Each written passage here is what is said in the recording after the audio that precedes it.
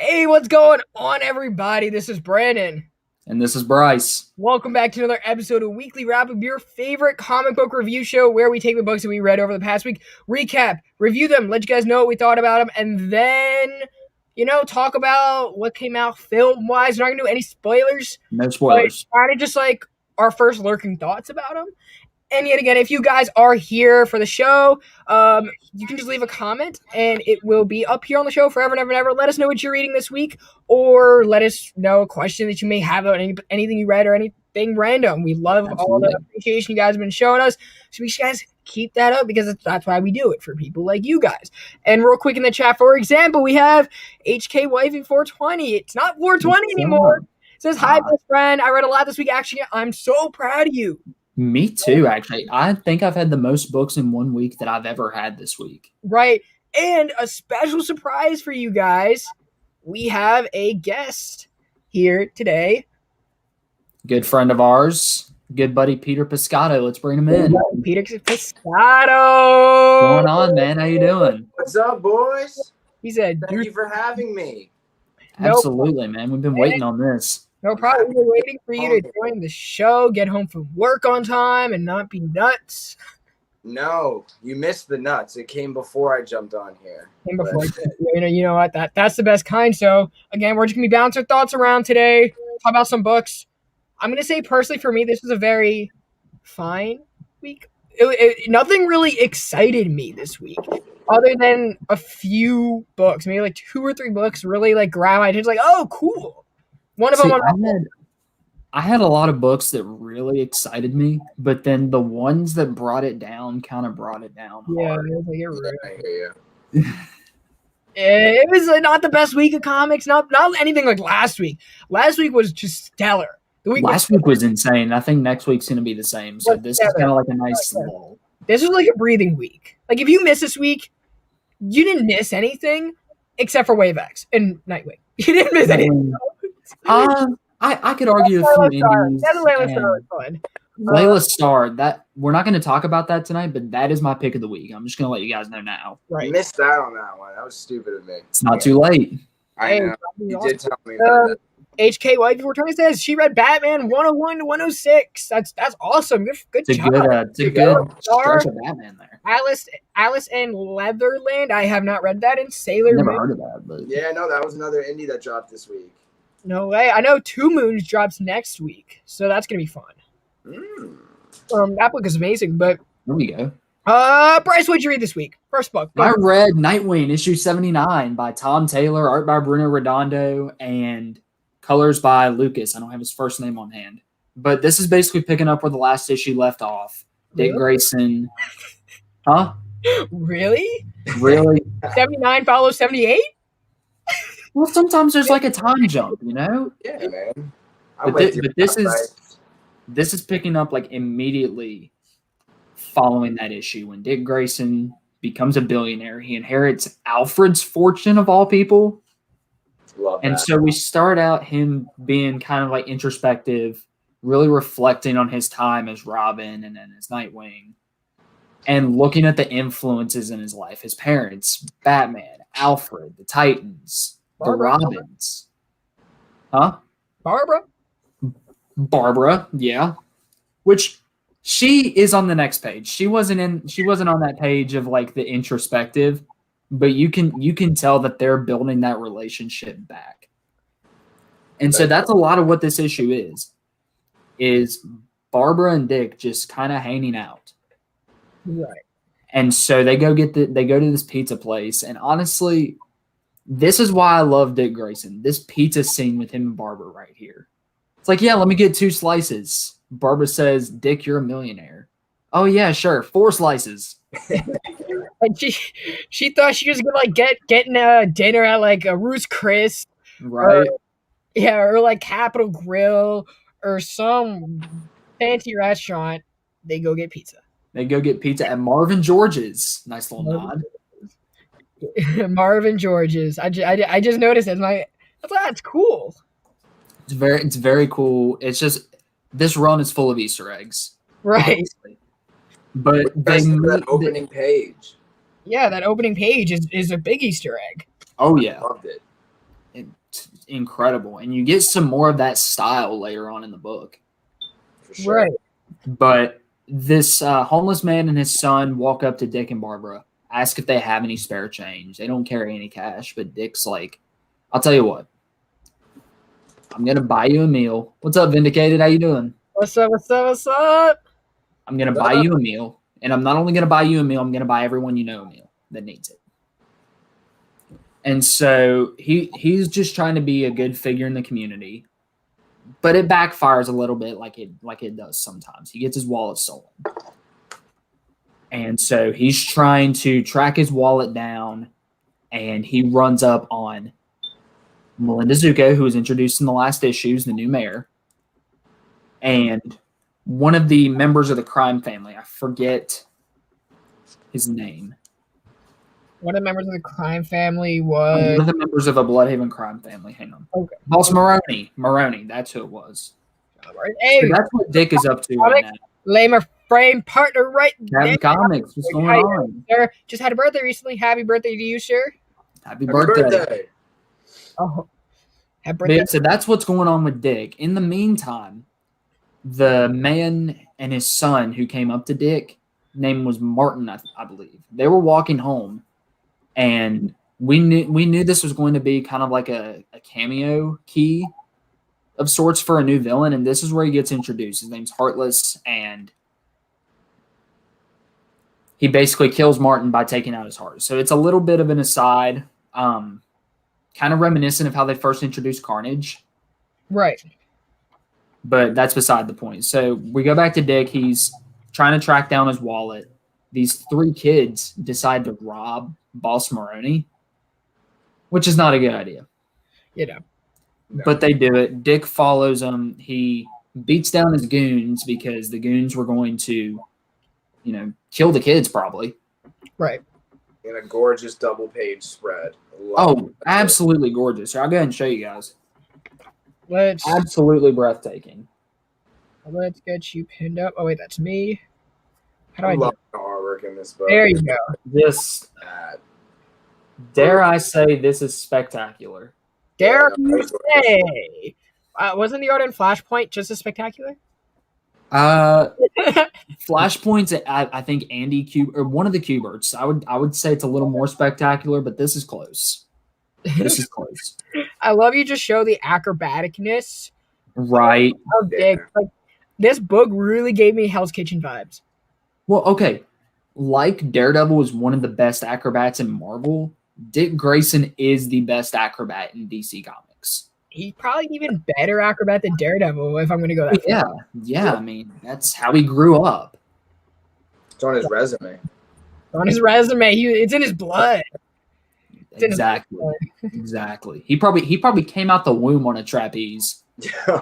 Probably.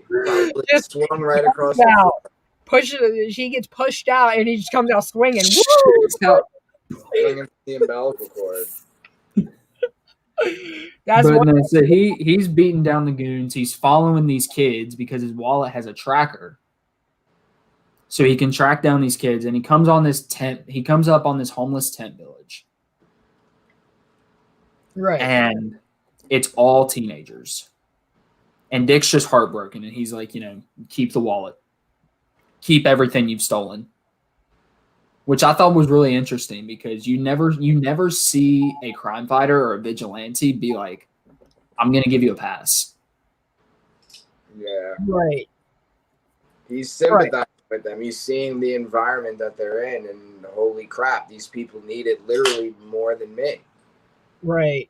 And Exactly. what I love about this, you don't see anything related to Batman. Well, you kind of do, but it's not enough to force people to buy the book. People who are buying this book are buying it for a Nightwing story. Exactly. Like, Honestly, Rebirth, where it's not like Rebirth, where you're buying the book because Batman's going to show up and say you're doing it wrong. yeah. Or New 52, when he wasn't even in New 52. He was in his book called Grayson that was fine. Yeah, I heard it was solid. I mean, it's no Nightwing. If you're a fan of the Nightwing mantle, you wouldn't like it. But if you like Dick Grayson if you like Dick Grayson for Dick Grayson, it was probably solid. I heard. I But you. That's fair. But yeah, the closest thing to Batman we see in this book is probably Barbara, because she's in both books. Yeah. Yeah. Except she's busy yelling at her father. Barbara's probably the most featured Bat character right now across like 3 books. She's in Joker. I forgot she was in Joker. She's in Batman, Joker, and Nightwing. They're really like subtly pushing her character. I'm here for it. Yeah, she's a baller in this book. She's a baller in DC, you know? Finally giving Barbara some love, and I think they're finally just moving her character past Killing Joke. Because think she really hasn't gotten a whole lot of love. Yeah, I mean, there was that whole New 52 Batgirl Returns deal, but yeah. So basically, after that, we get to Dick and Barbara on a roof, and Barbara's like, "Did you get the stuff back?" And he's like, "No, I let him keep it." He said, "I always thought Batman could do more as Bruce Wayne than Batman, and I'm going to put my money where my mouth is. I want to be a safety net for Bloodhaven." Right. Yeah. And then that's pretty much how it ends. The art, we get teased for the next issue with Heartless. That's where this next arc's gonna go. 'Cause I'm heartless. I'm really curious to see where that goes, because the way he talks about it like it's just like flipping the switch. Like, I see that there's the right thing and I'm going to do it. And it's, Bruce has been trying to put a safety net over Gotham for as long as I can remember. So right. I'm really curious to see. I love what they did with him in getting Alfred's fortune, because it's basically, we're going to see how he handles it now. And he's basically saying, I want to do the same thing. And I think them saying that, I'm hoping he might actually do it and, teach Bruce a little trick or two, maybe. I don't know if it's about teaching Bruce. I think it's just about him trying. Just about doing it, yeah. Yeah, just being himself, It's Bloodhaven, it's not Gotham, If this were set in Gotham, I'd say, okay, where's Batman? That's why I love Dick Grayson more than any other member of the Bat family, because that's all he wants to do is be himself. You look at Jason, and he is so spiteful, fueled by his hatred for Bruce. Right. You look at Tim. So Tim is just, He's so dependent on Batman's approval. Tim is, yeah. Yeah, he's such a goody boy. And I mean, he's fine being Batman's number 2 for the rest of his life. Right. Should that be the case? Exactly. Damian is trying so hard to be a Wayne and an Al Ghul that he doesn't have time to be himself. Yeah. Damian's so caught up in pleasing his family that is splitting him down the middle. Exactly. And so it's really refreshing to see Dick, who I've heard described as Batman's greatest success, and I would agree wholeheartedly, do his own thing and honestly surpass Batman in a lot of areas. Sure. I don't even want to compare the two.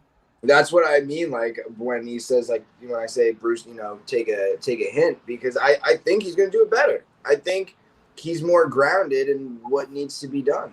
Yeah. I'm really excited for the next issue and he's more common sense than Bruce. Here's less vengeful. Bruce was born rich. Batman was born with, you say money, being born into money versus all of a sudden getting money are two different things. When you're in that kind of rich area, that's all you know. So you're associating with people on your economic level. Okay? Yeah. Dick a family of the circus, where that family is so intricate. I don't know if you saw The Greatest Showman.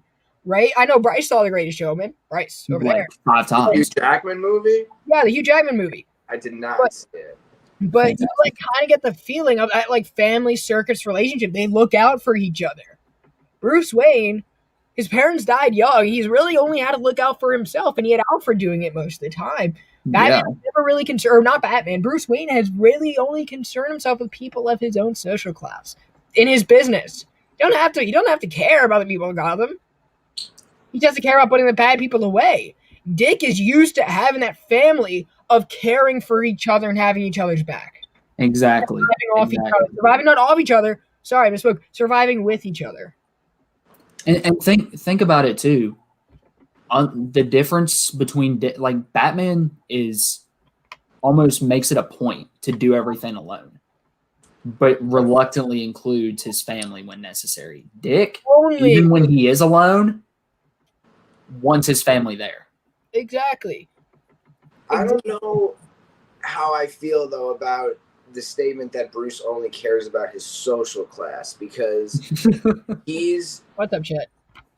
Bruce is the type of guy that'll make you think that he doesn't care, but then when when push comes to shove, like I think back to that issue of with Tynion's run with the Ghostmaker, where it was a Ghostmaker. Correct me if I'm wrong. Where basically Ghostmaker came and apprehended this guy, and Brute, and he's like, you don't even care. You're letting this guy go running around and doing. With Clown Hunter. Puts him in his place and says, no, I knew about this guy. I just was letting him, run around so I could actually get him and get the people that he works with. So Bruce is the type of guy to let everyone think that he doesn't have his ear to the ground when he really does have his ear to the ground. I just think Dick is going to approach it differently, more colorful, I guess you could say, if that fits the mold. It's just something I'm interested to see. I really like what Tom Taylor is doing with the fact that he's getting that moolah. I think it's cool. It's entertaining. I'm very looking forward to it. Okay, now there's a difference between Bruce Wayne kind of caring as a person rather than Batman. Bruce Wayne, look at the Bruce Wayne and Tommy Elliott relationship. See, born together, grew up together. So obviously, he was gonna care about him when he figured out he was hushed, but not as Batman, as Bruce Wayne. Yeah. Okay, he didn't care about Clown Hunter as person to person. He cared about a mask to mask.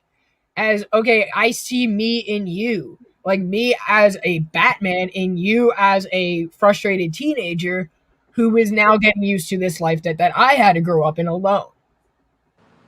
That's true. Like I'm talking about Dick Grayson as a person and Bruce Wayne as a person, not like take masks out of the picture. How are they raised and what are they used to? Absolutely. One thing I will say too is I think where Bruce experienced the trauma that he did, which I know Dick experienced the same thing, but the way they handled it, Bruce learned how to care about people, whereas Dick learned how to love people, which is something Bruce never did. Yeah. That can be said. Right. But you've definitely Nightwing, seen fantastic emotion out of Dick. Fine. Nightwing to me was a happy memory of everything that I love about Nightwing. It was fine. It didn't really present anything new. You got a new villain, which I'm sure the next issue I'll enjoy more because it was very refreshing. Tom Taylor's almost treating him like a new character, so. But that's me. I've read every issue of Nightwing at least twice. Twice? Probably twice. Maybe not 3 times. Not that good of a binge. I just love Tom Taylor. I feel like I don't think I'm blinded to if he does something wrong. I'm just like, oh no. You're going to be looking at that Superman book very closely. Yeah, well, that I've already kind of said, all right, maybe I gotta pull back on a Tom Taylor train, but we'll see. I'm gonna give it the benefit. I'm gonna give it the most open mind possible. Yeah. All right. I mean, I'm gonna read it. I'm gonna give it an issue, but I don't think that'll be his best work at all. I think maybe if he was given a Clark story, that would be some of his best work because that's who he wants to write. But John, we'll see. What's going on, Chet? More vividly. The Chet Stir. What's going on? Yo, did you know that Chet was voted sexiest man alive by People's Magazine in 1990? I thought that was Nerd Magazine. I'm pretty sure that's a real thing. Break your heart. How are you doing? What did you? Jen? Yo, I know Jen pulled she takes the whole rack of her LCS and just. Dude, I see her post sometimes, and it's like Did you just take the whole rag, just fold it in half, wrap it up, take it home? Good stuff, Jen. Good stuff. I'm pretty sure she finessed the shop owner. Yeah, she like some people have their drug plug. I'm sure Jen has her LCS plug. It's like, here, everything under the table. Anyway, I read Spider-Man. We are on number 64. This is by none other than Nick Spencer, and art is by Federico Vincenti. Vincent. Okay. She pre-orders. There you go. I need to start doing that more. Well, yeah, pre-ordering is pre-ordering. Honestly, like pre-ordering is so important to your local shop or to a creator, because that's where like the demand of books comes. If people are not pre-ordering their books, they're most likely going to get canceled. Books depend on two big things. They depend on new comic book day sales and pre-orders and people who are subscribing. Which I have been making a point to at least tell my shop owner that I want this. You are a digital reader. You're buying your books digitally. Nothing wrong with that. Just make sure you buy it at your local shop on Wednesday, so your creator gets the royalties they deserve, or gets contained, whatever it is. Or if it's this book, you buy it because it's Spider-Man, and you'd read it because you're suckered into it. Anyway, so this is continuing the story. You're suckered into it. This is continuing the plot where everybody is out for Boomerang and his roommates, Robbie, Robert Robinson, and, well, not Peter Parker because but here's the thing. Robbie and Boomerang, they don't know who Peter Parker really is. Okay? So they just got apprehended by Madame Mask. Robbie is dating Beetle, who is the daughter of Tombstone. Now, Robbie's dad is Joe. Now, if you remember in the 1980s, late 1980s, in the Spectacular Spider-Man, those two had beef. Those two had a lot of beef. Back when, like, Alex Saga was doing the book, Peter David, the guys who, like, really launched this character, created that whole thing. So this is, like, kind of a retcon to that, and you're going to see a lot of parallels that are this close to having a good moment. And I'm like, oh, Nick Spencer, you get it. You get it. You missed it. They were inching there. You didn't get it.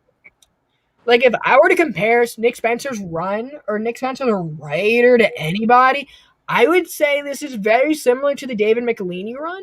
Like, it's a run that'll be remembered, but it's more banked off the talented artist. Look what McElhaney had when he came onto the book. He was there for Todd McFarlane's debut as an artist. And Mark Bagley's. And here is Nick Spencer, who has sat on many talented artists in here. Okay? So we open up with Norman Osborn and Kindred, and then Baron Mordo, who was in the previous, not the past issue, but the issue before. They're really throwing these Doctor Strange characters around all over. Yeah, because Baron Mordo is very good at dealing with demons, right? That's kind of like his alleyway. So Kingpin hired Mordo to kind of get into Kindred's mind and wake him up a little bit, kind of get him to see the real world. Now, Norman don't like that because he's like, this is my son. This is my... He's like, this is like my patient. This is like my person. You let me in charge. He was like, yeah, I did. But you're not doing your job. Okay? Now, back at the apartment, when Tombstone caught wind of the fact that his daughter was at this apartment, he went over there. Everyone was taken. And then Joe comes in. And then they had their moment where Joe's like grabbing him. He's like yanking him. Tombstone's like, and Tombstone says to him, he's like, dude, you don't want to fight me. Remember what happened last time? And Joe's like, yeah. And then they almost have a moment. And then Spider-Man just, I'm like, oh, you were if you added one more panel, Nick Spencer, you added one more panel to that, you would have had a good moment. But Spider-Man shows up in his suit that is definitely going to be on the next Spider-Man game. It's definitely going to be on the next Spider-Man game. That's Wouldn't surprise me if it's an update in like 2 weeks. It's his vlogging suit. Okay? And he's like, oh, yeah, guys, I came from across the street. Don't worry about it. And they're just like, what in the screwball is going on? Yep. And he's like, oh. And so they're just like, so you were here, you left, and you came back to an apartment that's not yours just for us to be here. So the three of them are like, again, they're sharing a moment, but, and then Spider-Man's like, yeah, I can help you out. So he sends those. So Joe has this like kind of plug, right? And then we flash, and he's like, I got a plug. And then Spider-Man tells the story of what happened, of how he's like able to like morph into his Spider-Man suit and help save them, but he got his butt whooped. Okay? By two people he should have easily been able to take. So it is what it is. It is what it is. So we go back forward, right? And we see Beetle and Robbie together with Madame Mask and the other person that she has, who is what's his name? Why do I forget his name? But Beetle's like, why did you pick this guy?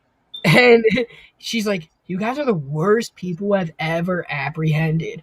And they're just like, we didn't kidnap you for the hit on Boomerang, because Kingpin has a hit on Boomerang because he is the piece of like that treasure. He is like the piece of the puzzle that him and Peter have been collecting. They're like, no, we took you. Still going on. They're like, we took you guys. Yeah, that's still going on. Trust me, a lot of stuff is going on in here. This book is literally putting in 5 different plots into one story. Okay? So they're doing it, so they're kidnapping these guys so that they can be on Kingpin's good side and claim territory without pissing him off. And they're just like, okay. It's kind of pointless. Now, when you look back at this run, you're never going to read a Spider-Man run because of Robbie Robinson. You're never going to read a run about that. You're not going to care. But it matters in this story. He matters in this story. He'll never matter in another Spider-Man story. And you're not going to read a book for this guy. So, Beetle's like still kind of fangirling because this is like her idol. I think this guy's name's like, what's this guy's name? I don't even know. He's very relevant. So they meet. So Tombstone and Joe, they meet up with their plug, and his name is Mirage. And Joe is like trying to intimidate him or trying to like say, hey, we're friends. Tombstone's like, I've had enough of this shit, and hangs him off a building.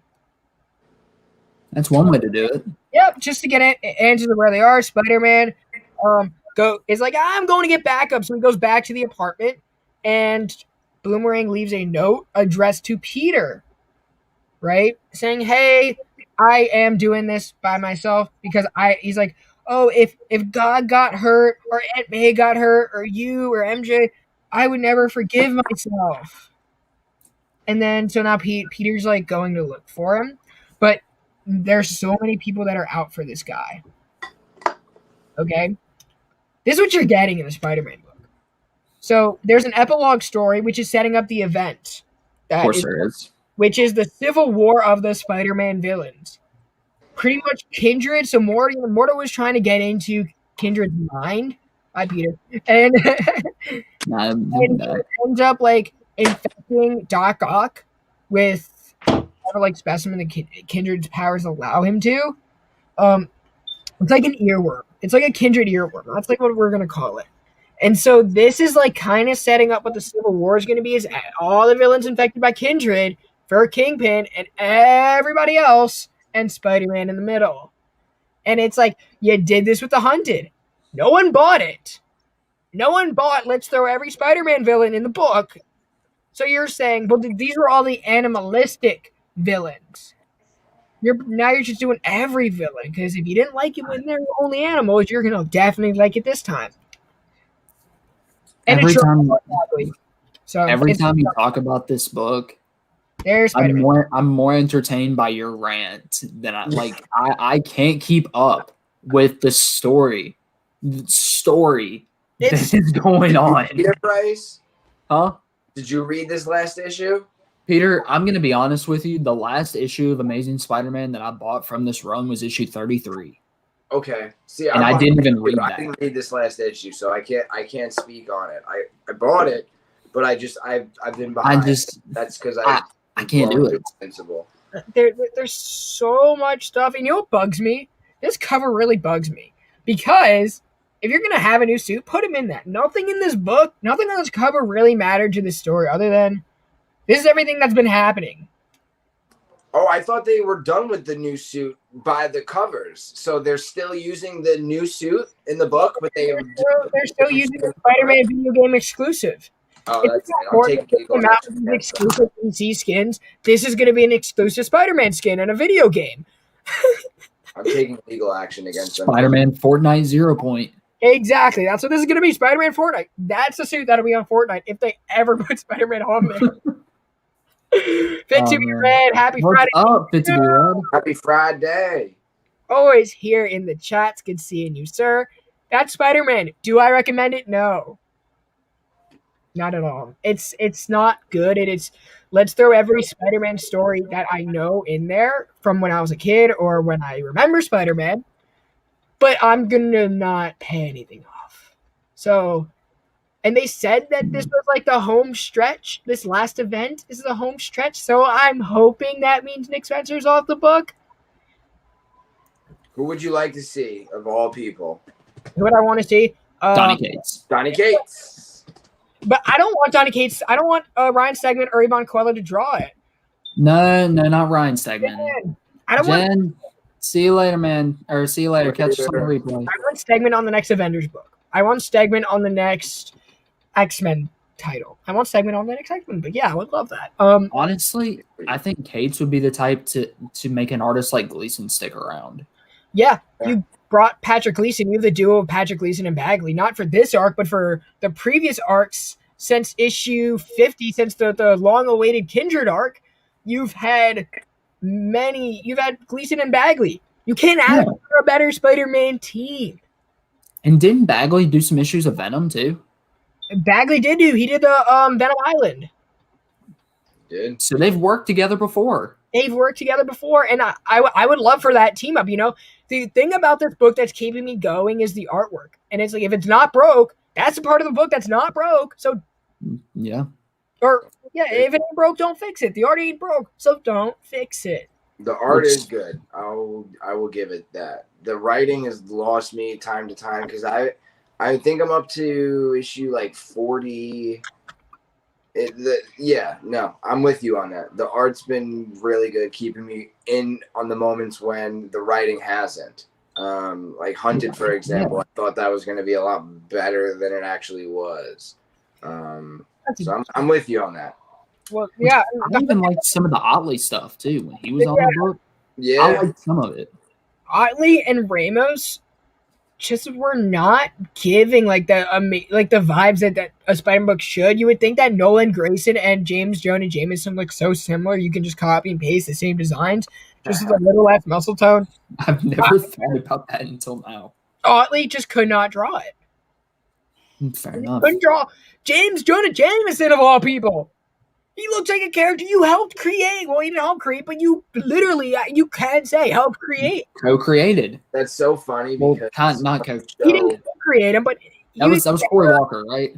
Yeah, it was Corey Walker, but Okay, yeah. grew from issue 7 to 147. So, Yeah. drew 140 issues of Nolan Grayson. Talk about the irony. You got J.K. Simmons, who was basically who I see when I think of J. Jonah Jameson, and that's who's voicing. He's voicing Nolan Grayson, yes. The show. Talk about coming full circle on that one. There you go. Well, he was J. Jonah Jameson again in Far From Home. So you would think that would add up, but it. And then Ramos just is done drawing. Ramos should be more. He's great on Strange Academy. That's where he belongs. Keep him there. Yeah. Just I haven't read that, but I have seen some of the art, and I would agree. Just keep him there. But- Bryce, Flash. Actually, I'm gonna switch it up a little bit. Since you talked about a book where the art kept you going, I figured I would bring up Justice League. Hey, there you go. Okay. I know Peter liked this. It was good. I'm in for it. You know what I mean? Brandon hated it. I didn't like Bendis on Superman, but I'm in on the Justice League. I think he's making it exciting. He's switching it up a little bit. The art is really good. That's holding me there. Which Tamara Bonvillain did the colors on this, and she's probably my top colorist right now. The more I read with her doing the color work on it, the more she moves up my list for me.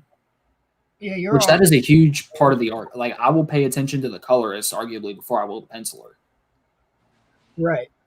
But I honestly could not care less about some of the stuff that happened in this book. Yeah. I didn't hate it. I didn't love it. I don't care. And what did happen? Okay.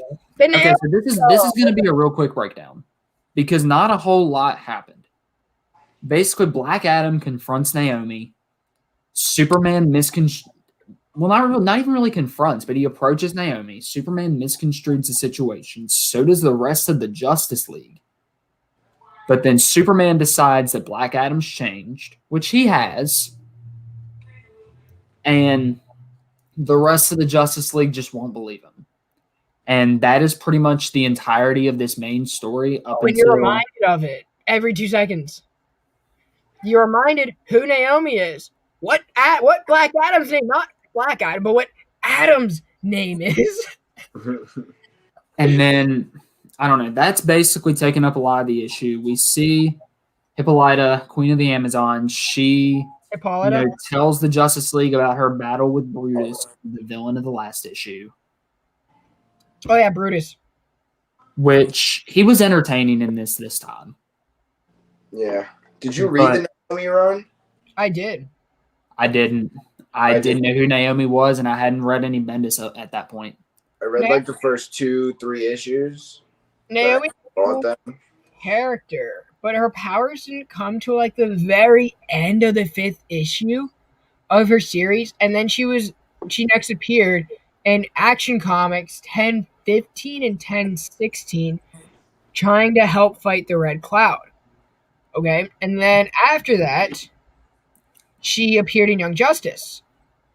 And which is what she should have stayed. There was like a 12-15 character cast in that book. Nothing really happened like with her. So this is like, oh, now she's supposedly all powerful and it can hang with the Justice League. Not only hang, but lead them on this mission. Which, to be fair, she is the only one from this world that they are about to go to in a few issues, or in a few pages, not issues. In a few pages, they get ready to head there after Hippolyta recounts her battle with Brutus. Hippolyta, excuse me. Hippolyta! Which, it's not even a battle that happens in the timeline of the issue. Yeah. This is a flashback. Yeah, to her experience with Brutus. Like, this entire issue is basically just talking. It's Batman being Batman. And nobody wants Adam. You gotta remember that. Nobody wants Adam. Nobody wants Adam except Superman. Batman's willing to kind of maybe give him a shot. You can see a little bit of, like, reluctance but willingness in Batman. Green Arrow's acting like a child. I was sick of Green Arrow in this book. So was Hawkgirl. Well, I feel like that banter with Green Arrow is pretty on par. You know, he's always got something to say. He's always got that back and forth banter. That was actually one of the things that I did enjoy. And even in the Flash book that we'll be speaking about shortly, that was one of the things that I did enjoy in that as well. My favorite thing about the Justice League issue that came out this week was nothing that took place inside, and it was this cover, this variant cover right here. Really? Yeah. Did you read the backup story with Justice League Dark? I did. I read the first 2 pages, and that was about it. See, that was honestly a solid backup story. But basically, they decide they're going to go to Naomi's home world to see what Brutus is about and just kind of get some more information on him. Basically confront him and say, like, we're warning you. Stay off our Earth. But when they arrive there, Naomi's they get separated. So it's like, oh. So the next issue is going to be more Naomi's spotlight, and we never asked for it. I would much rather her get her own series again. And move Bendis over there. And then when he decides to do Justice League, or when you decide to make her a better character, more in-depth, because we still don't know a lot about her. We just know this is where she came from. This is her family, and we don't really have a great sense of her powers yet, because we've had them for... I think her powers have really only appeared in 2 issues. 2 or 3 issues. So to me, that's not enough to throw in a cast of 10 Justice League characters, her being one of them, It's been around for 80 plus years. Exactly. So, But yeah, that's this book. It just not enough happened for me to really care about it. I didn't hate it. I didn't love it. There were some redeeming moments and some moments that really made me mad. But the backup story saved it. So, backup story is basically a meeting between the Justice League, Zatanna, Constantine, and Etrigan, which I thought was interesting having Etrigan in there. Yeah. And it's basically carrying over from Merlin. He's trying to unleash these mythological horrors on the world. And basically, Batman puts Zatanna in charge of this mission. Yep. And that's pretty much the backup story. Not a whole lot happens, but Ram V wrote that so well that I was riveted. Right. Justice League, I'm still gonna read because a lot of people are saying this could be Bendis' next new Avengers. And this is what I have to say. It's not, because when you look at the way, I'm gonna say how Bendis introduces new characters. He's basically introducing Naomi very differently than like anything else, any other new characters. He's pushing her in here and saying, "This is all you're getting. Here you go." We don't have an Aquaman book, but we get nothing. He's like just there in the background. There's very little Black Canary. There's too much Green Arrow, and way too much Naomi. Which, when we talk about Flash in a sec, I'll just go ahead and let you know I liked Green Arrow and Flash.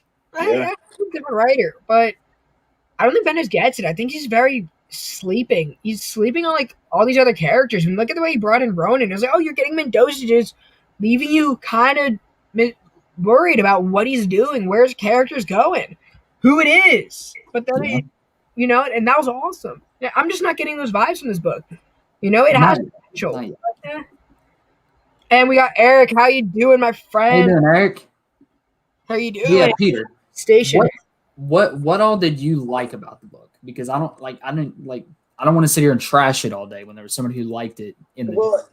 I don't know so much if I would say that I really I think it was more I liked it more than I hated it. I didn't enjoy Bendis' Superman. I didn't. I could almost say that I just disliked it so much at certain points between Superman and Action Comics. So it was kind of refreshing to read something from Bendis that I didn't hate. So maybe that's overpowering it. I liked the banter at times. What I think is cool about the Justice League, and at the end of the day, is that they're not married to these original characters. You're not married to Superman, Batman, Wonder Woman, Aquaman. You can bring in these different characters time to time. And I think that's what can make them exciting at times. So we're so fresh into this run. I'm looking at it with an open mind. Was this a great issue looking at it as the issue? No. But it's setting something up. He's working towards something. Bendis isn't the type of guy to shoot from the hip. He thinks out what he's doing, whether it's good or if it's not good. Time will tell. I would say Justice League is a little bit married to like Superman and Batman. I mean, why is a pilot in this book if you're not married to a Wonder Woman figure? True. But he's trying. He's trying to switch it up. Naomi he's forcing that down the throat because that's his baby. I do get that.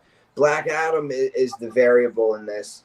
You're right. Hippolyta is very on par with Wonder Woman. So, which I like the inclusion of Black Adam. I think that's going to be a really interesting dynamic over the course of the next few arcs. I would love to see him get the Venom treatment where he goes from that anti-hero to possibly a full-blown hero. I've always liked Black Adam. What? Adam, reminded of it like 7 times in that book. I'm coming to get you, Brandon. I think it's going to switch it up a little bit because the last few Justice League books, we've had that by the book team. And with the exception of Naomi, I'm more rooting for Black Adam. We've got the movie coming out soon. I'm excited to see his character evolve a little bit. Yeah. And that's really what's got me vested in this book right now. is him more so much than anything else. Which I'm kind of disappointed too by the lack of certain characters. Like Naomi and Superman probably had 90% of the dialogue between the two, and then you have people like Flash and Black Canary that had maybe 1 or 2 lines of dialogue each. Right.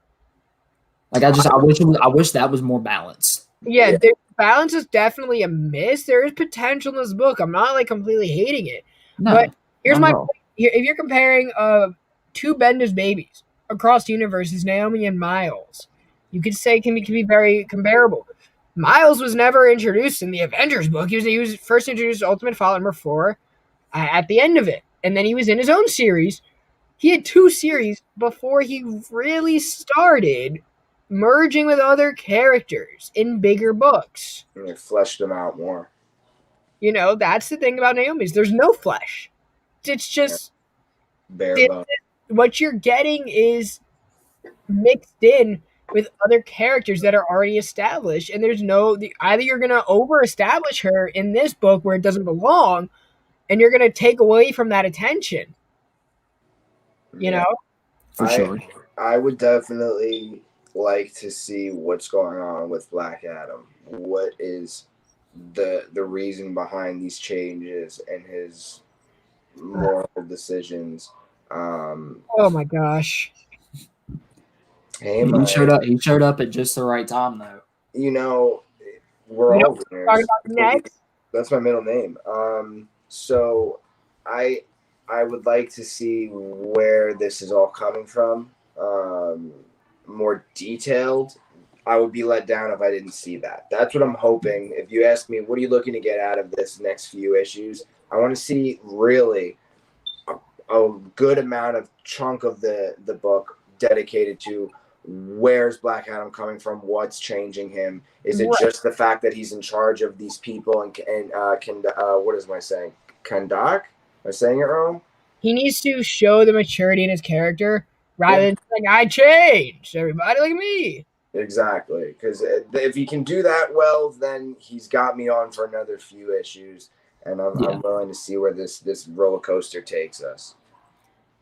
It's definitely an interesting.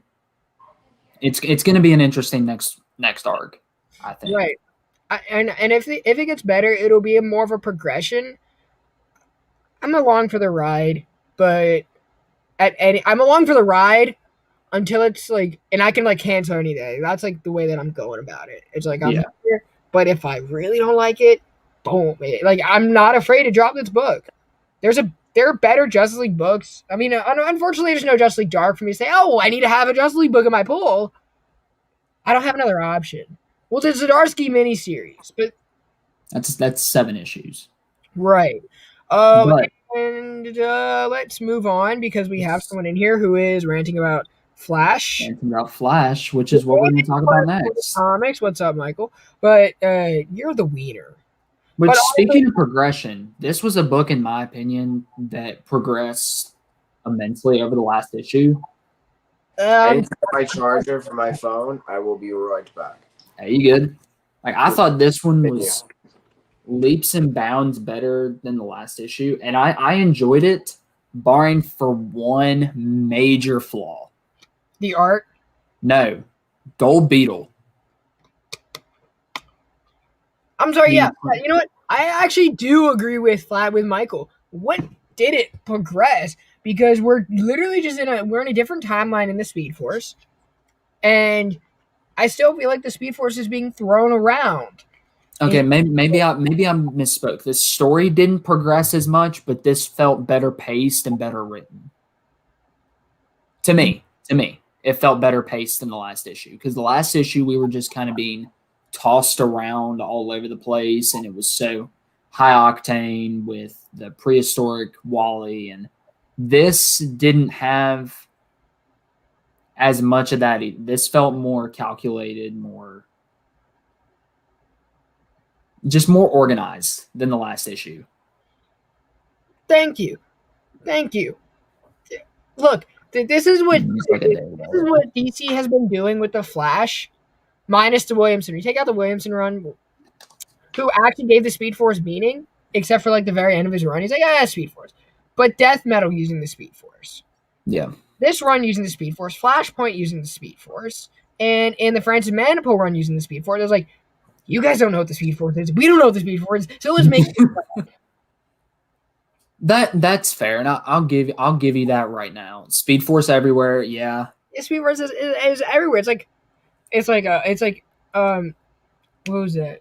Oh, what was that quote? It's like, you know that Big Bang Theory quote? It's like, you're playing D&D, you're playing D&D, you're playing D&D. The whole house. It's like Oprah. It's like you get to go this like.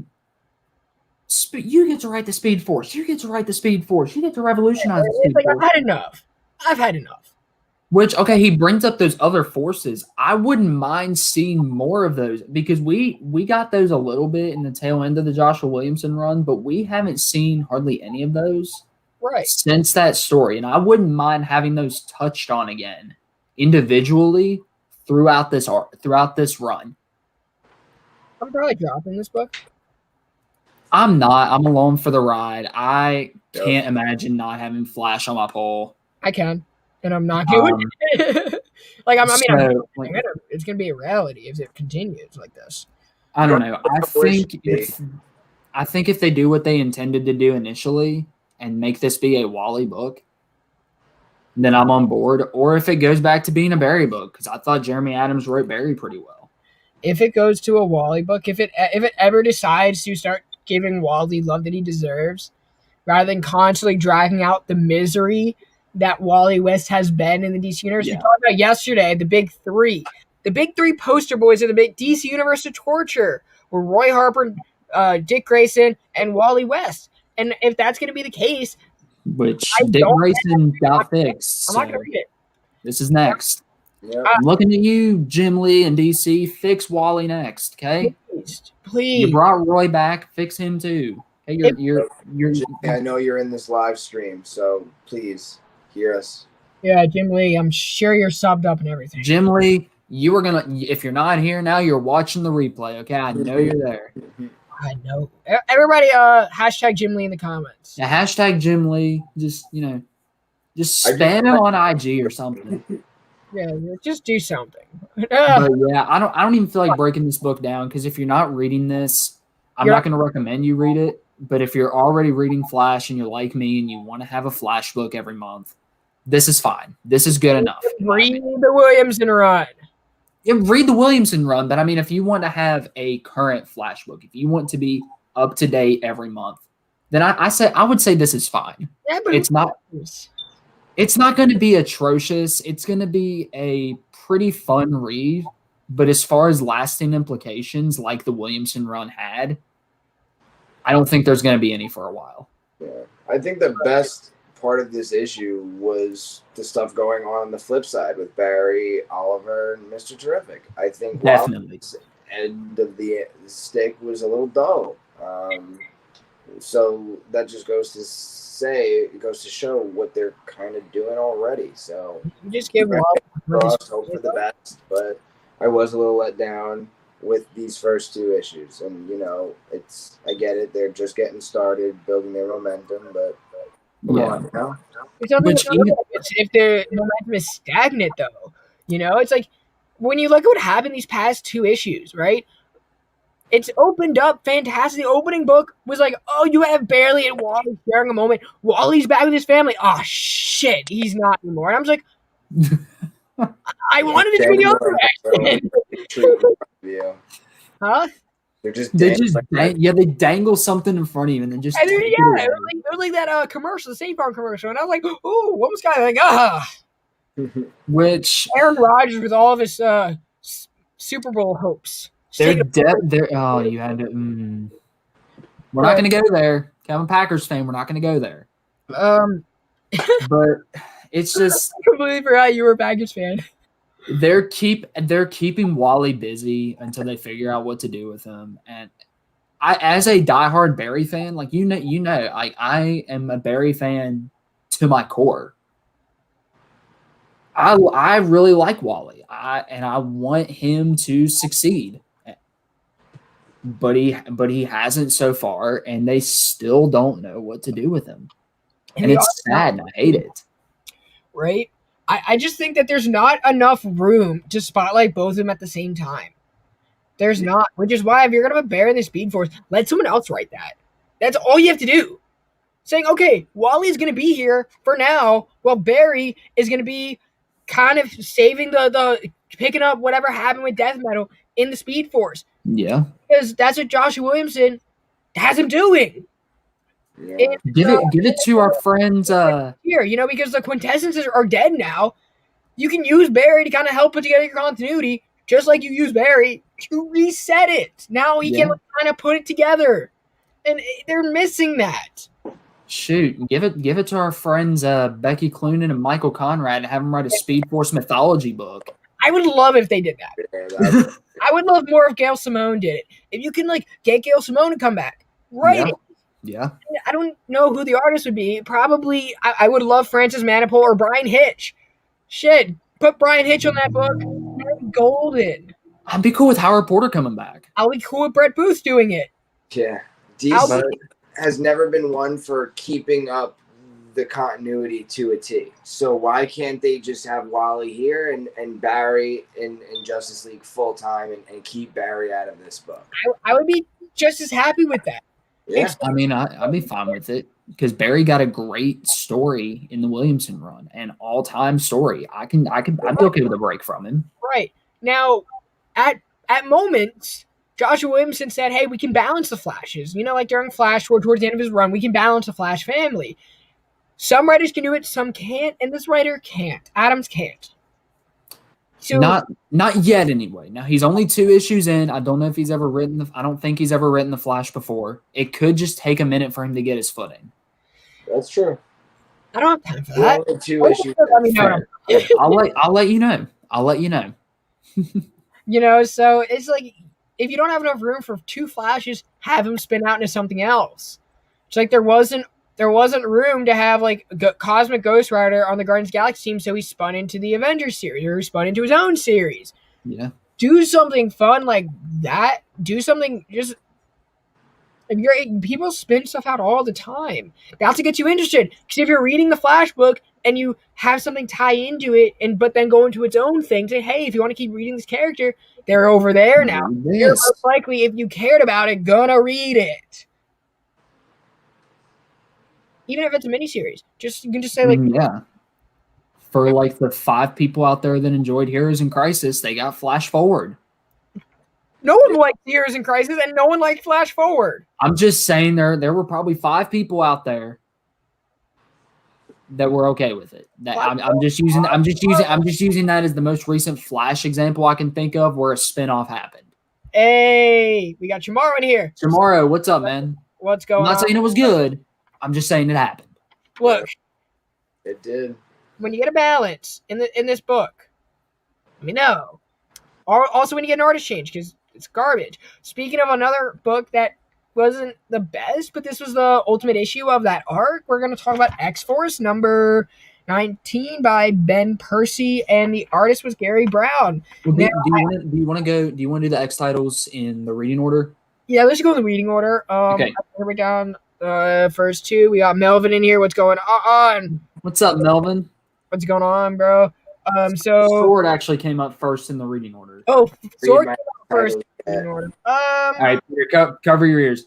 I kind of do you want to break this down, because I feel like this is still a really slept on book. Hear this Infinite Rants. This is weekly wrap up. Infinite Rants maybe tomorrow. Maybe we might have an Infinite Rant at some point. I might do an impromptu one tomorrow. Tomorrow, if you want to do it with me tomorrow, just let me know, bro. And we can. But X-Force came out last in the reading order. Yeah, so it's Sword, Way of X, and then X-Force. Which I'm just gonna say, just to tease, in my opinion, it started with the best, and then as the reading order went along, it progressively got. I liked Wave X much better. Wave X. You liked Wave X better than Sword? Okay, it's tight between these two. for me. But this You came here to hear, I know, but I came in to hear a rant, so you're calling it a rant. When do we go not? back and watch the replay and listen to us talk about good amount of Spider-Man rants and so far. Justice League. Yeah, we missed the Stick along.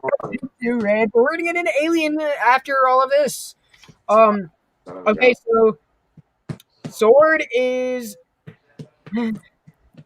you wish, but it's date night. Oh, and you're here with us on your date. He has a date with Comics Kings. Look at that.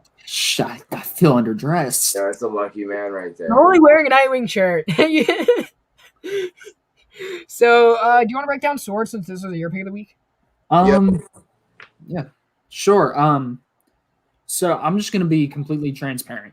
I bought this book yesterday and I read all 5 issues yesterday.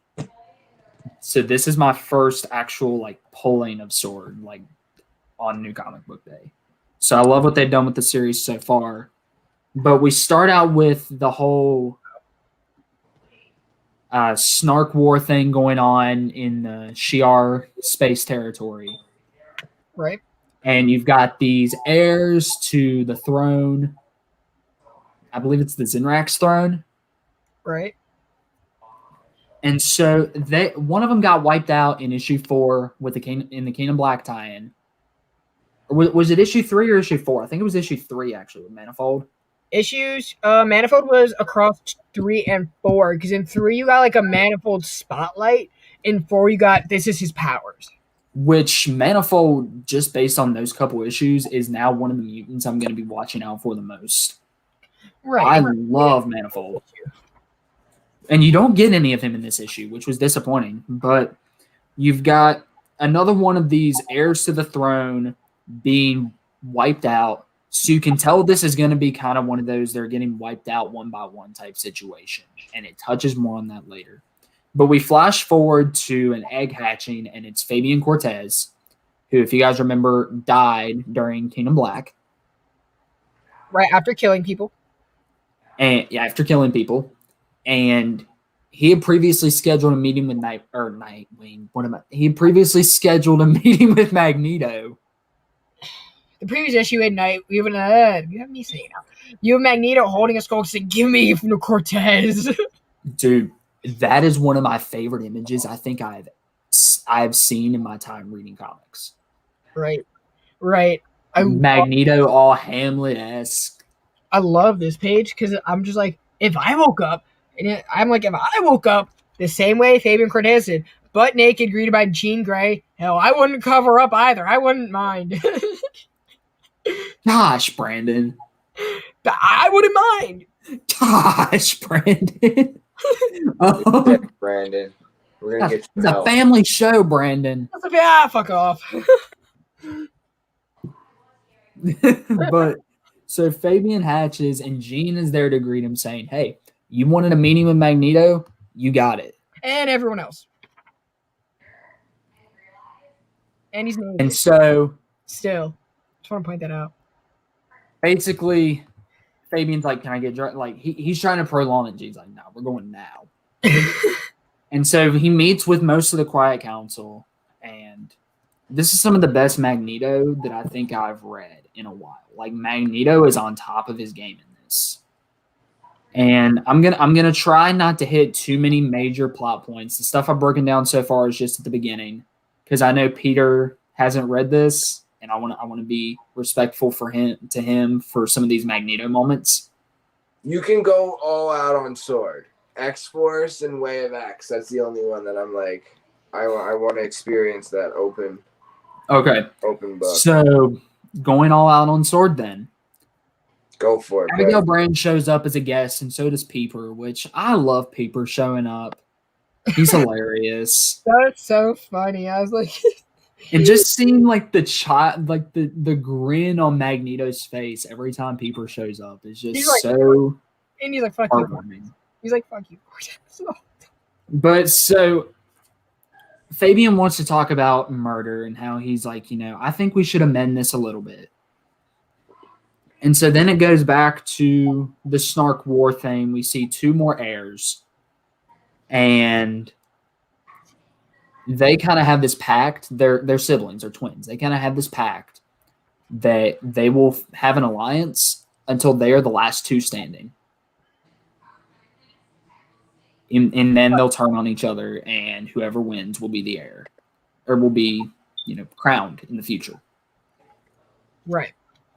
I like how they're including Araco in here, like people from Araco. Oh, yeah. Like, this is what you're getting after not House of Powers, after Ten of Swords. Ten of Swords, which is a lot of fun. So it's like, I like the whole thought of like, oh, this is your replacement.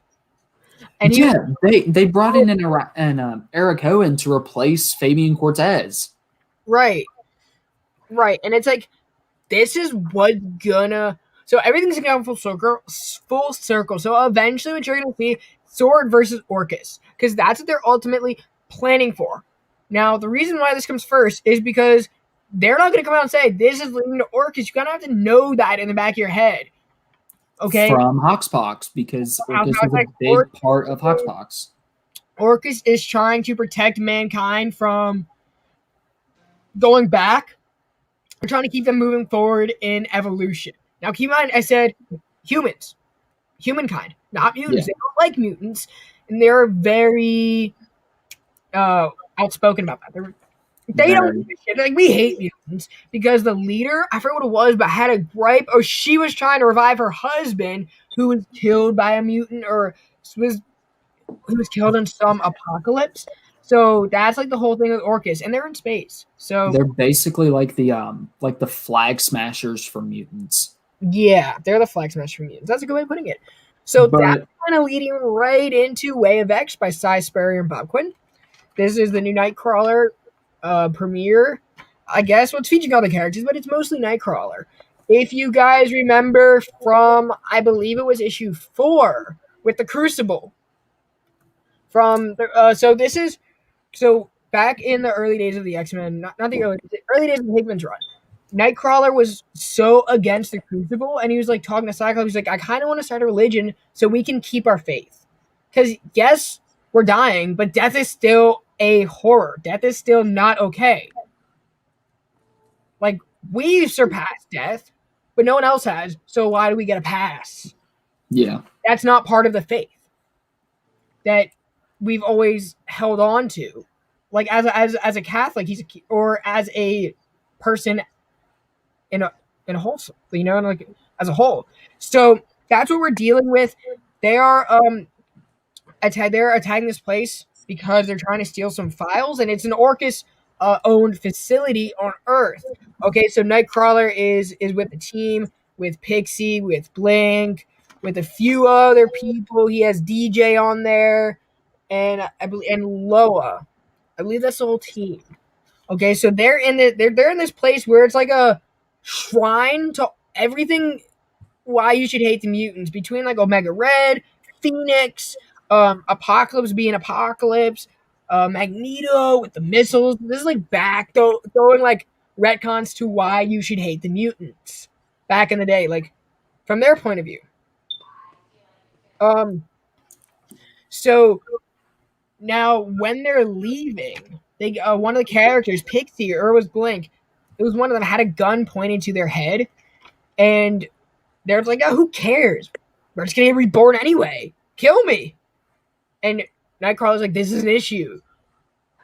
Okay. Which that's pretty much the theme of the entire book, is Nightcrawler kind of he's looking inward, but he's also looking forward to the future. Just the future and what he wants to believe. This is a very introspective look at Nightcrawler, and there are some great character moments throughout this, some pretty good reveals. Right. This is a book. If you don't mind, Brent, this is a book I kind of would like to keep spoiler free, because this is an experience. This book is very much an experience. Now the basic plot is Orcus is I'm sorry. get people to hate the mutants on Earth. You're good, man. You good? Don't worry. Nightcrawler, and it's Crucible Day, so Nightcrawler is trying to fix how they think. Okay, we can just die and get resurrected, right? And that's been a very prominent theme in the X-Men Real, and just you can die, and it's okay. Oh, you want to come back? Kill him. And the Crucible, which Peter, you know what the Crucible is, correct? That's like the trial by combat, right? Yeah, To that come is back where. with powers.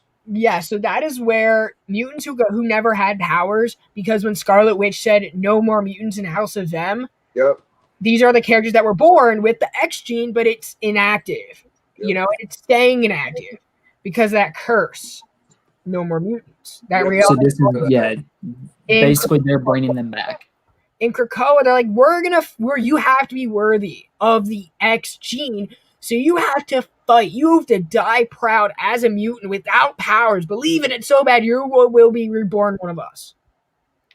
And this takes a toll on one of the characters, and all Nightcrawler wants to do is help people stay true to themselves. Yeah, very, very, very much so. This is probably one of the more personal X books we've got. Right. Nightcrawler is such an emotional character. Mm-hmm. And it's definitely a breath of fresh air when you get so many big story books like Hickman's X-Men and Hickman, like Hoxpox and then the X-Men titles. They were very conceptual and very plot driven. Right. Whereas this is a full-on character study. Right. And that's kind of what it was marketed as. It was marketed as a character study, and I think Cy Spurrier is doing a great job with it. Right. Nightcrawler is a mutant that I think everyone can relate to, kind of on some sort of level. Absolutely. So, I enjoy it. It's an experience, like you said. There's a big reveal at the end of mutants who were not brought back, who died previously. Yeah. So, because there are a bunch of mutants. Let's use Thunderbird as an example, who died in X-Men 94. No, not 94, 99. When did he die? But Tomorrow enjoyed the heck out of Way of X. Oh yeah. One thing I will say is, as a Christian myself, I felt a lot I felt a lot of Nightcrawler's pain. Like, I know if I were in that situation, I would be going through this exact same thing. Right. What I think is interesting about Nightcrawler's character is because, like, yes, are the heroes always conflicted with right and wrong, but it's with him to an extent, it's got a different level of everything because You were saying? We lost Peter. Hopefully he'll. I'll chime in. I don't know where Hopefully he'll be back in pretty What soon. movie was that from? You were saying? Because that was a quote. Shoot. Wasn't that like a WandaVision quote? Could have been. I don't know where he went. But anyway, he's gone. It was Loki. It was Loki. You were saying? There we go. Like, something happened, and I think Thor or Peter's gone. The big reveal at the end being, okay, so Nightcrawler goes to see like the deaths of like the mutants that were not brought back, that were never revived. They were like waitlisted apparently. He teleported himself like Kurt. Committed to the bit. And so the big reveal is Doug Haller saying, hey, my dad never invited me back. Fuck him. And he's like, I agree with you. My dad isn't letting me back because he knows I won't. And that's awesome. Doug Haller is Legion, and he is basically an all-in-one. He's your all-in-one kind of guy. Pretty much. He's literally your everything. What it's like to struggle. Like, this character's had a whole lot of struggle. Which I'm looking forward to seeing what a character like Legion will do as an antagonist to Nightcrawler. I don't think he's an antagonist to Nightcrawler. I think that they're going to end up agreeing. They're going to start out disagreeing, but they're going to come to like a mutual conclusion. Which, I mean, yeah, this could kind of turn into a Nightcrawler and Legion book for a few issues. Which I'm here for, because the two characters are polar opposites, but they get each other. And I don't think Legion has been used at all. Not in this. Talked as he was part of the Omega Mutant list in the Hoxpox list. Okay, yeah, he was part of the list, but I'm talking about him as a character. Yeah, he was like right under Falcon. Okay. Character, no, because if you remember setting up Hox and Pox before that, when Matthew Rosenberg and Ed Brisson like reset everything, yeah, they used it through Legion to kind of create like the Age of Apocalypse again. But Quick question: is Peter anywhere to be found on your end? I know you're that's why I'm talking spoilers. Okay, fair enough. I didn't know if he was like coming back anytime soon or right. And then the next book, X-Force, which the art was horrible, but it's the ultimate issue in it. Ben Percy, Gary Brown, worst Gene ever. But yeah, the faces were terrible. Everything else I didn't mind. Right. So basically, this is playing off the horror as the X-Force has been handling these group of people who have been making like kind of versions of mutants out of like tissue and trying to grow it in a laboratory. But it's like kind of forcing them into this state of mind where it's coming alive. So it's very trippy, it's very surreal, and Esme is dying in it because, or not Esme, because she's dating Cable. The one that's dating Kid Omega. Those two should go on a double date together, and I'll be there for it. Kid Omega and Phoebe, and then Cable, and what's her name again? Esme. Okay. They should go on a double date. Now, here's my thing. What if they get confused? Is that called cheating, or is that called, oh shit, I messed up? I could so see that happening with Quentin and Nathan. But especially Kid Nathan. Yeah. But so she calls on Jean to help get them out, and so Jean and Quentin kind of like work together to get out of this kind of dream. It's not a dream, it's more of like a time lapse, I would say. I would say it's more of a dream. Think of Inception. This is probably the best Inception knockoff I've ever seen. Yes. Like I really enjoyed the story. It's just some of the freaking art really rubbed me the wrong way. Yeah, it was bad. The story itself was great, but I was like, I can't get past this. So Gary Brown is off it after this issue. So Gary Brown is off the book. Yeah, it's back to Joshua Cassara, who's been the main artist on it. Exactly. So Kid Omega won, but they didn't necessarily stop what's been going on. So it's going to go back in a different form. Probably.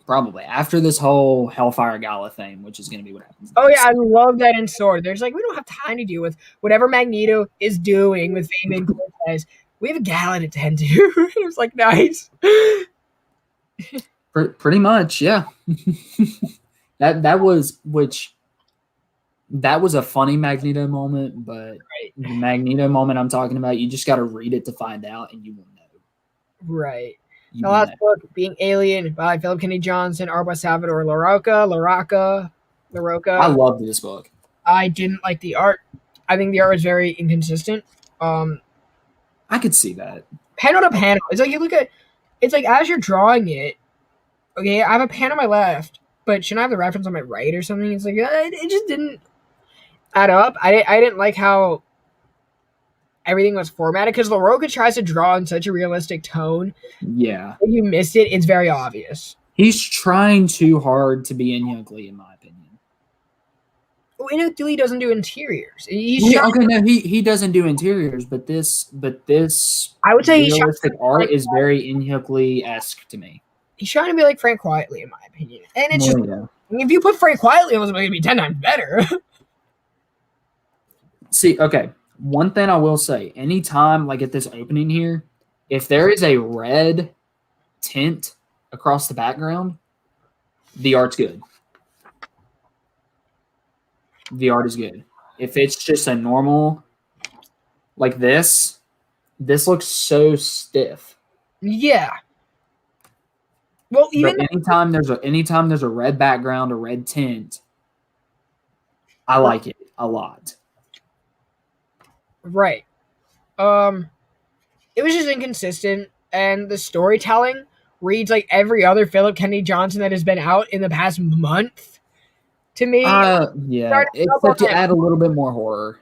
It's because it's Alien. Exactly. If you took away like the title, it reads very similar to his Action Comics, and it's like, okay, every writer has their MO.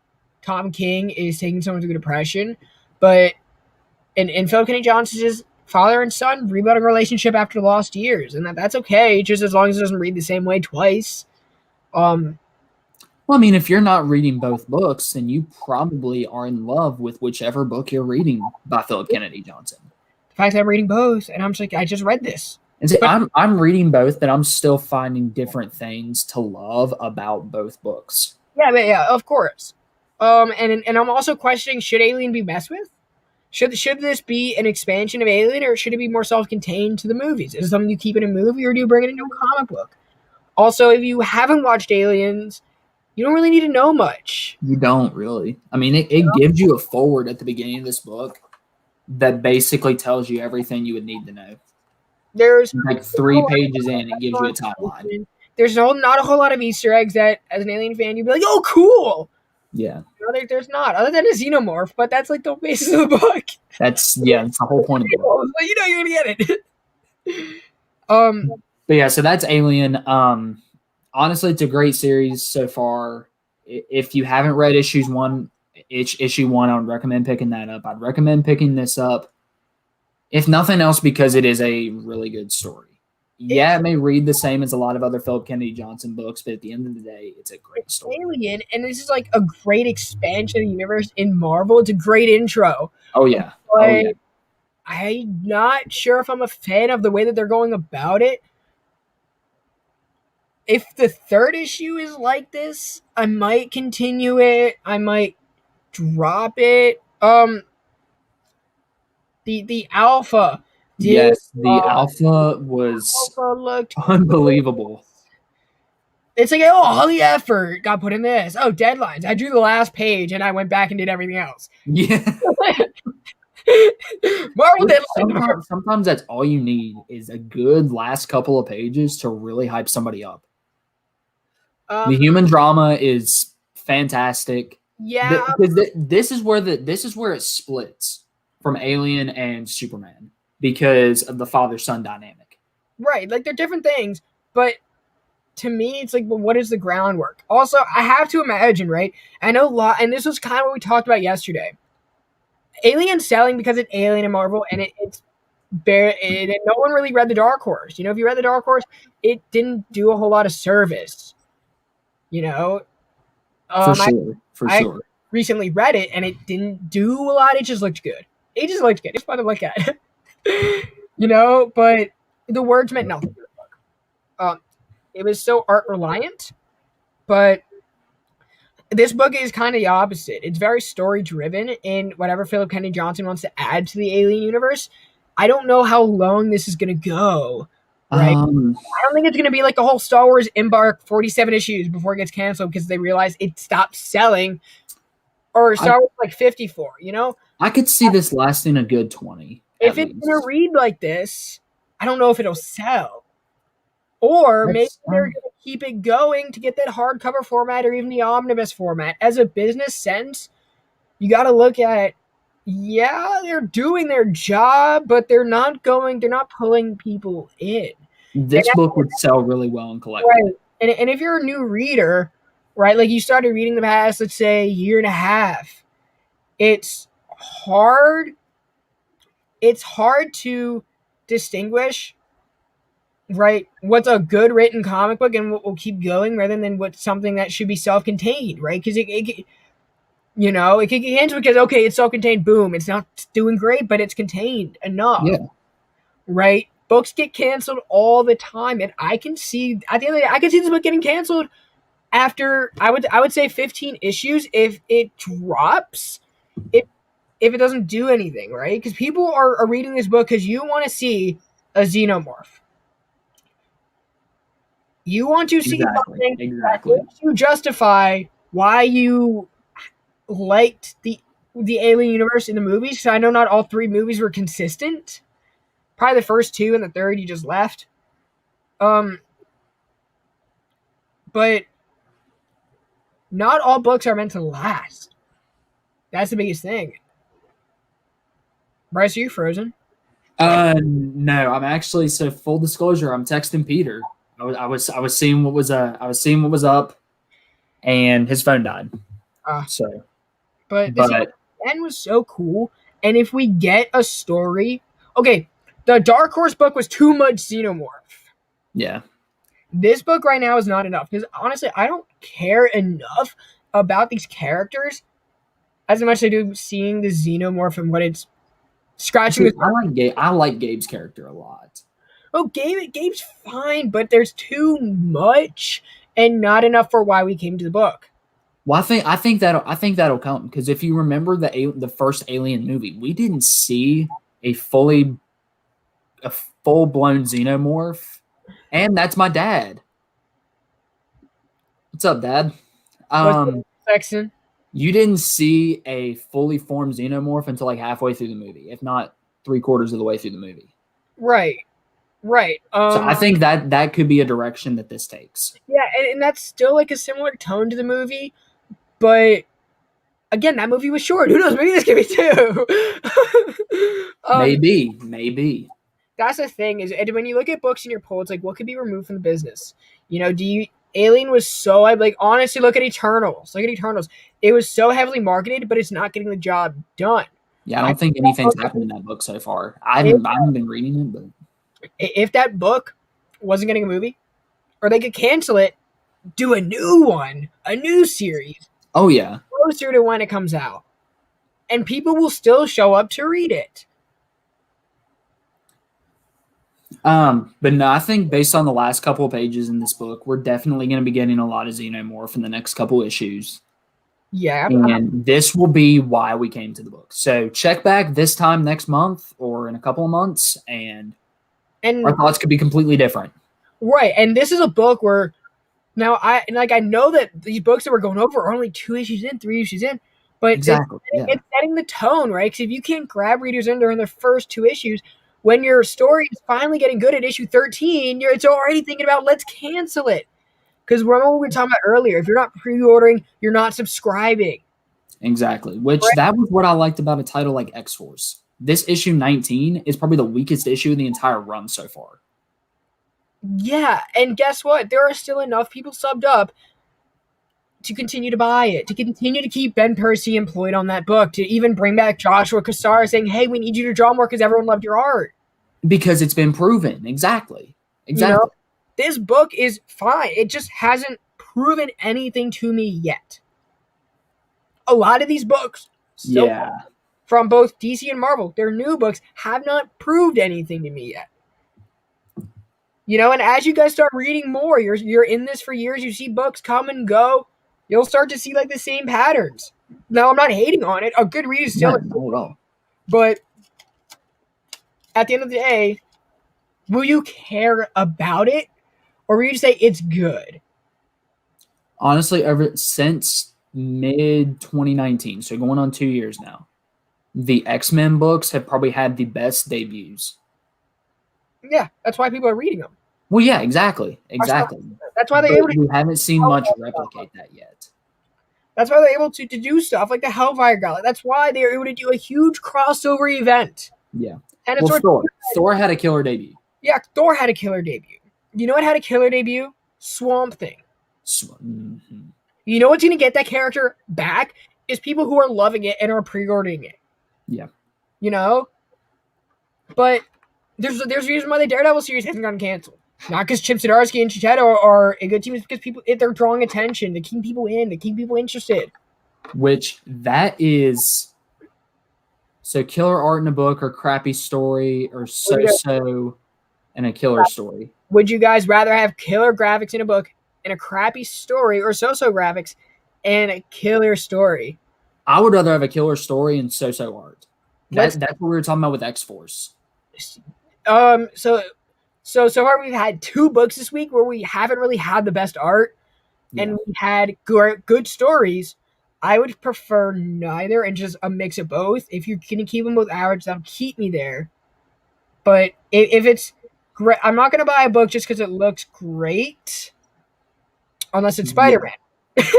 Now something like Sword, the first issue kind of confused me towards the end, but the art by Valerio Scheide, I could sit and look at that all day. Read Empire, bro. That is an exception. Read Empire, noted.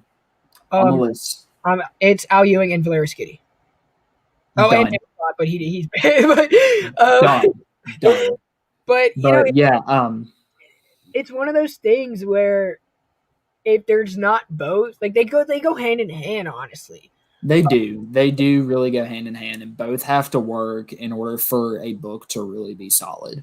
Right, and right now, Alien is not doing that for me art wise, just because what looks good we're not getting enough of. Yeah, in the first issue, I would say we got more good than bad, but in this issue, it was kind of mixed out. It was kind of split down the middle. You know, and in the Dark Horse series, you got too many xenomorphs to where it wasn't cool. I think the whole myth of the xenomorph is that it comes and goes whenever it wants. Yeah, but I want it to come a little more. Like Alien isn't meant to be an action series. It is meant to be a suspense thriller, suspense horror type series. Right, and I like the suspense. I think if Frank Quietly were drawing this, it would have been 10 times better, and I would love it. Yeah, but Salvador LaRocca is not the worst option they could have gone with. He's the best. I was excited for him on art because I typically enjoy his art. Because he draws so realistic, this can be fun. Very, very. It's good when he wants it to be. Or it's good where he wants it to be. Exactly. But who knows? That could definitely change next month when we see more of the Xenomorph. Right. Do you want to talk about Falcon Winter Soldier for a couple of minutes? Yeah, I didn't give our thoughts on it. I didn't watch Invincible, but a spoiler-free thought. Spoiler-free review for Falcon Winter Soldier. We might do a show next week to recap it. With this very spoiler-free, it gives you everything you were looking forward to from the last. So if you really wanted to see who the next Captain America was, or the Captain America that Steve wanted, it was inevitable. So I don't think anyone is surprised that Sam Wilson is there. But there are a couple really cool reveals throughout. The way it's handled is beautifully. There might have been a couple of missed opportunities, but they aren't blaring. They aren't anything major. Just a couple of minor missed opportunities that would have put it at near. I hate to say endgame level for a Disney Plus show, but it would have gotten close if they would have just done a couple more things. Yeah, I mean I agree, but at the end of the day, this show did what it wanted to do, was exactly cover the groundwork in the Marvel universe and how the everyday person has been affected over the course of the last year since Thanos in the universe, and how the governments are handling it and how people are relating to each other. It also speaks on a lot of real issues that people can relate to in America today. I'm not necessarily the biggest fan of put your political beliefs in a TV show. This was handled well, though. But this was handled better than the previous episode in their political banter. Well, okay. So the previous episode, which I am going to talk about a little bit, the previous episode was Isaiah's beliefs and Sam kind of struggling with that. That does get answered in this and how Sam responds, and it's beautiful. Yeah. I love the way Sam responds. And I think Sam is very mature about everything that he has went through. And the struggles that he understands that he's going to have as Captain America. Not being an African-American, but just being Captain America. Right? Because honestly, like when you think about it, yes, there is that color barrier. I'm not going to sit here and say that that's not a thing. Right? But I didn't really see any boos to scream, oh my gosh, this can't happen. No. And Sam Wilson has been a fan favorite character in the MCU since 2014 with Captain America: The Winter Soldier. So it makes a lot of sense that they're going about it this way, and like of course there are going to be people that will disagree, but who cares about this? Who cares about that? It's what I'm trying to say is I don't like when people throw their political opinions in there, but this was done well. And it speaks to an issue of stuff that we're dealing with in this country and how we treat people day to day and how we can kind of take someone else's beliefs, merge them with our own, and accept the reality of the situations, right? And how to improve your life rather than having other people do it for you. Exactly. And as a story too, this finale I've ties up all the loose ends that it needs to. It, in my opinion, was a better finale than WandaVision, a much better finale than WandaVision. They did, yeah. Like, don't get me wrong, the WandaVision, I almost did. I was this close. I think the ending was very heartfelt. Now, this is what I was trying to say earlier. Obviously, no matter, even with John struggling to be Captain America, because again, there's still what Steve stood for in the comics, in the shows, in the movies, that made Captain America who it was. And the Captain America that we've gotten or that we're used to is very different because it's a different person. But the Shield, not just the country, but what this incredible man stood for, what he fought for, and what he did on a daily basis. Which you get a lot of resolution with John's character too that I really liked. Right, and this is like I like John's character a little bit more now. Bro, I'm like, I tolerate this guy now. Yeah, like I don't hate him. He's just a bit misled. He was consumed. Very. Very. Right? In that like kind of toxic train of thought that comes with coming behind Steve Rogers. Right? There's a lot of pressure. Yeah. Oh, absolutely. Yes. And Wyatt Russell, nominate Wyatt Russell for an Emmy for this, please. I love his story. I do too. I would say nominate any of these guys for an Emmy. Sebastian Stan, Anthony Mackie, Wyatt Russell, Daniel Bruhl, for crying out loud. I would say nominate this show for an Emmy. Like, there's a whole, like, this show was done very well. Now WandaVision obviously was set in motion to progress the Marvel universe, the cinematic universe. Yeah, WandaVision was the beginning, whereas this was more of yes. I wouldn't call it an ending, but it was more of a closure. It was closure. It was closure for Steve while opening up the next wave. Right. What WandaVision did was WandaVision launched the next phase of the Marvel Universe. I don't care what you guys say. It did. What did you say? Oh, Black Widow's the next phase. No. WandaVision is the next step. WandaVision. Black Widow is basically an epilogue to like if Spider-Man Far From Home. Okay, Spider-Man Far From Home was more the epilogue to Phase 3. Black Widow is more of a Four now, right? Huh? We're on Phase 4. Yeah, but Black Widow is going to be more of a Phase 3 movie. Yeah, and people are like, "Oh, Black Widow's going to." She's dead. No, it's not. Unless you put Taskmaster coming from Madripoor and you mix the two worlds. Boom. Your first Phase 4 movie is going to be Shang-Chi. Like, your first full-blown Phase 4 movie is going to be Shang-Chi. I would even say Loki would kick off Phase 4. Well, I'm talking movies. I'm talking movies specifically. Because the shows are already doing that. Marvel films. If you're talking about just movies, it's these shows and then Shang-Chi.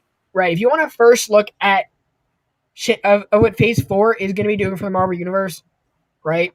WandaVision is it. Read Strange Tales. And that should give you an idea where the Marvel Universe is heading. That is my speculation. It's not speculation because I'm 90% sure that I'm right.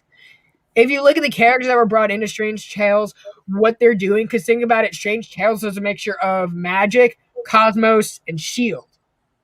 Yeah. Not just S.H.I.E.L.D., but your Nick Fury with Eternity, your S.H.I.E.L.D. with Doctor Strange. This is where you kind of had that magic and space come together. Jim Starlin, Steranko. Which, a way that I think they're going to bring that in, got the book right here, because it was already introduced in WandaVision. In Sword. Yeah. And I think Abigail Brand is going to show up at some point. As soon Clark, that's what I thought. Emilia Clarke could be a great. I could see that. I could so see that. I could see her being Spider-Woman as well. I think she would be a hell of a Jessica Drew. I would love her to be Jessica Drew. But that was teased for Secret Invasion. And again, look at what Secret Invasion is doing. It's mixing your cosmic universe and it's playing off everything with a scroll. Exactly. And that'll be honestly, this is where reading the comics comes in handy, because this right now is focused on a lot of the stuff from Empire and with the Kree And so if you look at that, you look at Secret Invasion with the Skrulls, you look at Captain Marvel 2 coming down the road, and Right. Sword being introduced in WandaVision, it's all tying together. Right. And then you have the magic stuff that's coming on with Doctor Strange. And then you Absolutely. have Spider-Man is, again, it kind of can play a little bit, because when you look at the title No Way Home, what does that mean? It could mean a few things. No way home from where we are now. No way home from what we used to know. Spider-Man is out somewhere else in the world. There's no way home. There's no way home from Spider-Man escaping the reality that people know who he is. Yeah. And the multiverse was teased in Far From Home. Right. Alfred Molina is confirmed. Zendaya straight up blew that. Right. And maybe there's no way home from the Spider-Man you used to know, or what you thought the multiverse could be. There's a lot of stuff in play with that spec-wise. So what I'm saying is, see how it leads up, put the pieces together yourself to make your own speculation. But remember, because we all speculate, everybody does. Yeah. Everyone speculates. If you're one of the people that says, I don't speculate, but I don't care about it, you're wrong, because if you say, this would be cool, you're speculating. If you want something to happen, that is a form of indirect speculation. Exactly. But don't be like, there are a lot of YouTubers out there. I'm not going to mention any names. Comic Tom. I'm sorry. But come on now. But I feel like some people let their speculation ruin their enjoyment. Because, look at WandaVision. I was just about to mention that, yeah. You were so hell-bent on Mephisto, and you were getting ready to sell your 8.0 for $1,500 bucks. That's probably what they're going for now, $1,500 bucks. Because you heard something that this could happen. And it didn't. A lot of people were mad that there was no introduction to mutants, and there was no Mephisto, and it was really just extending the story of how magic works. Now, once they do introduce mutants, I could definitely see WandaVision going down a House of M route at some point. I could see them bringing Wanda back in her own TV show once that appears. Exactly. But as of right now, it's so hard to say, and I'm not going to get hell-bent on that. Right, and for the past 20 years, too, Wanda has been so out of touch with the X-Men. Actually, since, I would say, go as far back to the Silver Age. Until she became an Avenger. I'd say she's more of an Avenger than she's an X-Men, because even though she's still a bridge, but she's not a bridge that they're gonna use her to merge the two, but then they're just gonna forget about her, and she's gonna go back if you're reading Dawn of X right now, she burned that bridge with the X-Men. They hate Wanda. Oh yeah, they do. To the point where they are preaching to their children. They're calling her the Pretender. Right. They've renounced her as a mutant. Maybe that's just Hickman saying, Bendis, you're the Pretender. I'm not going to say anything, but yeah, they hate Wanda right now. So honestly, I don't know. Do I want to see Wanda be what introduces the mutants? Maybe, but honestly, kind of not really. I would like it. I don't think it's going to lead with... I don't think the first mutant you're going to see is Abigail Brand. I don't think you're first going to see... I think it's going to be Rogue, personally. I think it's going to be Rogue in Captain Marvel 2. Great. I think it could be Rogue, maybe in Captain Marvel 2, but again, we may not see them. It could just be like a cameo. Yeah, maybe. Paid off for another year. But see, that's my speculation. It can very well be Rogue. It could be Mystique, also introduced. Very much so. She first showed up in the Miss Marvel title. If you're bringing in Shang-Chi, that's a great way to introduce Iron Fist. And guess what? If they ever decide to do something with that, you can get your Sabretooth. I'm not saying, but get your Sabretooth. Or speaking of Iron Fist, if you bring in Iron Fist, you're one step away from Luke Cage coming back. And Misty Knight. Yeah. Because you've basically confirmed Daredevil. Get the gang back together. You can get those street level heroes back, and thank you, Charlie Cox. Confirm Daredevil. Confirm the Punisher. Just you can Punisher out. Well, no, I'm saying they have confirmed Daredevil and the Punisher are going to be there. I would love to see John Berthel and Tom Holland on the same set together, though. You wouldn't mind it, or you don't want to? Oh, I would not mind it. I wouldn't either. I actually wouldn't mind like them all three kind of showing like like Spider-Man and Punisher having a conflict, and then Daredevil just shows up. It's like, Frank, what are you doing, man? Right. I He's mean, obviously a teenager. right. If we're looking, obviously, like one of the first mutants you're going to see, I would not care. I wouldn't mind. I wouldn't be surprised if Magneto started one of the first Oh, mutants. please. Or, hey, they could even go with Moira. Because, think about it, if you can use her so well, if she dies and she's able to revamp her life, obviously she would be there since the start. Yeah. And maybe there could be something that hides her powers, or that she's like hiding her powers and she's coming out when she's other people doing so. Or she could be like her quest. Which you can introduce Moira, Magneto. Um, There could be some, there could be a Charles cameo. there could be a lot of. There could be It could be Apocalypse for all we know. We already went the Thanos route. So it could be a route. It could be Apocalypse. But I wouldn't be surprised if it starts with an older character. Because I don't think you're just gonna. Here's the problem with starting stuff with new characters. You're gonna run into another Hulk scenario where there's no other plot point after they use the Planet Hulk. What's the next thing? World War Hulk? Guess what? You don't have the rights nor the character cast to do so. So you're shit out of luck with that character. You're not going to be able to use him. Yeah. Next in the story, Immortal Hulk, and are we going to see that? No, never. You're never going to see that movie. Depending on how much horror Doctor Strange in the Multiverse of Madness goes into, I wouldn't put it past them for Immortal Hulk if they could get the rights back. Hulk is owned by Paramount. If they get the rights back, that's what I'm saying. But here's the thing. Marvel don't do deals unless your name is Spider-Man. You don't care about the Hulk. Well, they went and bought Fox, and they went and bought Fox, X-Men, but they didn't do a deal. They Fantastic Four. They bought them. They didn't do a deal. They just took over. That's fair. They don't do deals unless you're Spider-Man. You're right on that. So, but I think that about wraps everything up. You think? I think that does. We're hitting that almost 2-hour mark. We're about an hour and 47 minutes into the show. So I think that's a good place to wrap it up. Once again, thanks you guys for everything. Supporting the show, for all your interaction today. We are live every Friday, 8 p.m. Eastern time. You guys want to catch the show, talk about books you read, ask us stuff. This is the kind of our little hangout session. Breaking down books for you guys. We're not trying to be negative for most of these books. It's just not a great week for comics. It's just something like a lot of it didn't resonate with us personally. That doesn't mean that you could love Justice League for all we know. Right. And that is awesome. But yeah, this is just our opinion, our reviews. Right. Yeah, that's it. Once again, I'm Brandon. I'm Bryce. Thanks to Peter for joining us briefly, even though his phone died. He may be back. He may not be back.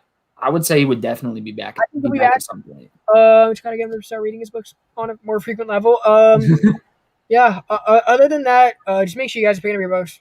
You're supporting your fellow creators and artists. Absolutely. And you're enjoying what you read. Enjoy it. But again, once you read more, you're gonna find more of your niche, more of what lures you in.